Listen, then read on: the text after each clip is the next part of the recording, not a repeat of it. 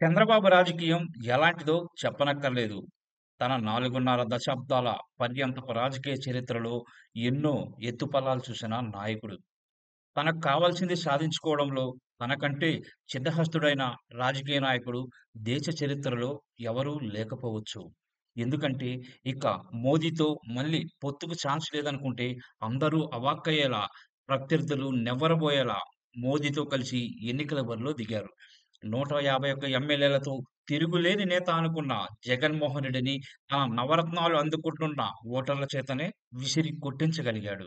గత చరిత్రలో ఇలాంటి ఘటనలు చంద్రబాబు జీవితంలో లెక్కకు మించి ఉండవచ్చు. కానీ తాజాగా మాత్రం ఇవే చెప్పుకోవాలి. అలాంటి జనబలం, కేడర్ బలం ఉన్న నేతలతోనే కావాలనుకుంటే సంధి చేసుకోవడం, లేకపోతే మట్టి కరిపించడం చంద్రబాబు చాణక్యానికి నిదర్శనం. అలాంటప్పుడు పవన్ కళ్యాణ్ పరిస్థితి ఏమిటి? చంద్రబాబు అనే మహావృక్షం నీడలో మొక్కగా ఉన్న ఆ పార్టీని ఎదిరించగలడా? ఈ విషయంలో రాజకీయ వర్గాల నుంచి రకరకాల మాటలు వినిపిస్తున్నాయి. ఎవరైనా జనసేనలో చేరాలనుకున్నా దానికి చంద్రబాబు అనుమతి అవసరమనిపించేలా ఉందట నేడు. తన పార్టీ సభ్యులు నిలబడిన అన్ని స్థానాలు గెలిచేసినా పవన్ కళ్యాణ్ ఒక సామంతరాజు మాత్రమే అన్నట్టుంది పరిస్థితి. పార్టీలో ఇప్పటికీ నాదెండ్ల మనోహర్ తప్ప మరొక నాయకుడే బలంగా కనిపించడు.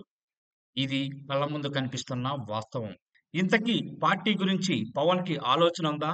ఉన్నా దానిని నిర్మించుకోవడానికి తగిన వాతావరణం ఉందా? లేవనే కొన్ని సంకేతాలను బట్టి తెలుస్తోందంటున్నారు రాజకీయ విశ్లేషకులు. ఈ అనుమానానికి ఊతమిచ్చే కొన్ని సంఘటనలు చూద్దాం. వరద బాధితుల సహాయార్థం సీఎం సహాయ నిధికి విరాళాలిస్తున్న సినీ నటుల సంగతే చూద్దాం. ముఖ్యమంత్రి చంద్రబాబుకి చెక్కుని అందజేస్తూ ఫోటోలు దిగడం సమంజసం. ఆయన రాష్ట్ర ముఖ్యమంత్రి కనుక ఇచ్చేది ముఖ్యమంత్రి సహాయ నిధికే కనుక ఎవరైనా అదే కోరుకుంటారు. బాలకృష్ణ అదే పని చేశాడు. ఆయనతో వెళ్ళిన విశ్వక్సేన్, సిద్ధు జొన్నలగడ్డ కూడా ముఖ్యమంత్రికే చెక్కులు అందజేశారు. ఒకవేళ ముఖ్యమంత్రి అపాయింట్‌మెంట్ దొరకకపోతే తదుపరి చాయిస్‌గా ఉప ముఖ్యమంత్రి వద్దకు వెళ్లి ఇవ్వాలనుకోవచ్చు. ఆ స్థానంలో ఉన్న వ్యక్తి సాధారణ పొలిటీషియన్ కాకుండా మాస్ ఫాలోయింగ్ ఉన్న సినిమా స్టార్ అయినప్పుడు ఆ ఛాన్స్‌ని అస్సలు వదులుకోరు. మీడియాలో కూడా ఫోటో చలామణి కావాలంటే అందులో స్టార్ పవర్ ఉన్నప్పుడు ఆ లెక్క వేరేగా ఉంటుంది. కానీ పవన్ కళ్యాణ్ వద్దకు ఎవరూ రావట్లేదు. చంద్రబాబు కాని పక్షంలో లోకేష్ వద్దకు వెళ్లి చెక్కుని అందిస్తున్నారు. ఆశ్చర్యం ఏమిటంటే ఆ లిస్టులో సాయి తేజ్ కూడా ఉన్నాడు. ఇక్కడ ఒక విషయం గమనించాలి. తాను సీఎం రిలీఫ్ ఫండ్‌కి చెక్కుని ఇవ్వాలనుకుంటున్న విషయాన్ని తన మామయ్య పవన్ కళ్యాణ్‌కి చెప్పకుండా మాత్రం ఉండి ఉండడు సాయి తేజ్. చెప్పాక ఎలా ఇవ్వాలి? ఎవరికి ఇవ్వాలి? అనేది కూడా పవనే చెప్పి ఉండవచ్చు. ఇదే నిజమనుకుంటే పవన్ కళ్యాణ్‌ని బలవంతంగా లో ప్రొఫైల్‌లో ఉంచుతోంది తెలుగుదేశం పార్టీ అని అనిపిస్తోంది. ముఖ్యమంత్రి సహాయ నిధికి విరాళం ఇవ్వడానికి ముఖ్యమంత్రో, ఉప ముఖ్యమంత్రో కాకుండా ముఖ్యమంత్రి గారి అబ్బాయి దగ్గరికి వెళ్ళడమేంటి? ఆయన అర్హత కూడా ఒక మంత్రి అంతే కదా! ఉప ముఖ్యమంత్రి హోదా కంటే తక్కువే కదా! ఇదంతా చూస్తుంటే మొన్నీ మధ్య విజయవాడ వరదల నేపథ్యంలో పవన్ కళ్యాణ్ ఇచ్చిన వివరణ విమర్శలకి కారణమైనా కూడా దాని వెనుక టీడీపీనే ఉందేమోనని అనిపిస్తోంది. మీరొస్తే జనం మీద పడతారు కనుక బాబుగారు వద్దంటున్నారు అని యంత్రాంగం చేత నిజంగానే పవన్‌కి చెప్పించి ఉండొచ్చు బాబుగారు. పవన్ మీడియాలో కూడా అదే చెప్పారు. కానీ అది తన మీదే బ్యాక్ ఫైర్ అయింది. మరి అలా మూగే జనం పిఠాపురంలో ఉండరా? పిఠాపురం బాధితుల వద్దకు వెళితే నిజంగానే ఎవరు పెద్దగా మూగలేదే. పవన్‌ని స్టార్‌గా కంటే తమ ఎమ్మెల్యేగానే చూసారు నియోజకవర్గ ప్రజలు. అంటే తన నియోజకవర్గం పిఠాపురం తప్ప తక్కిన ఊళ్ళలో పవన్ రాజకీయ ఉనికి ఉండకూడదనేది ఈ విధంగా ఒక చుట్టూ కనిపించని కంచె కట్టి ఉండొచ్చు తెలుగుదేశం పార్టీ. అంటే పేరుకు ఉప ముఖ్యమంత్రి తప్ప హోదాకి, పనికి మాత్రం కాదనుకోవాలి. పదవి అనేది అనుభవించడానికి, సేవ చేయడానికి ఉండాలి. అది లేనప్పుడు ఉన్న ఉపయోగం లేనట్లే.